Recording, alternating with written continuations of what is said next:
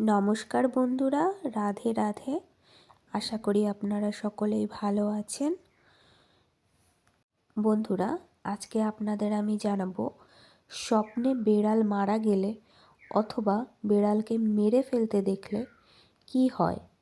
এটি একটি শুভ সংকেত নাকি একটি অশুভ সংকেত, সেটা আপনাদের সামনে আজকে আমি তুলে ধরব। তাহলে চলুন বন্ধুরা, আজকে জানা যাক স্বপ্নে বেড়াল মারা গেলে অথবা বেড়ালকে মেরে ফেলতে দেখলে কি হয়।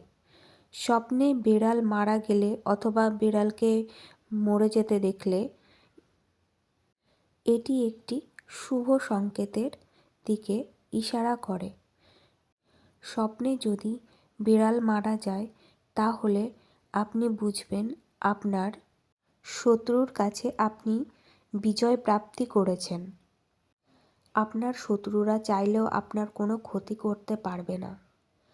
তাহলে স্বপ্নের মেন উদ্দেশ্য হলো, স্বপ্নে যদি বিড়াল মারা যায় অথবা বিড়ালকে মরে যেতে দেখেন তাহলে এটি একটি শুভ সংকেত।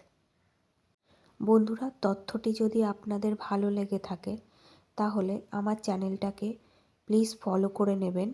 ধন্যবাদ।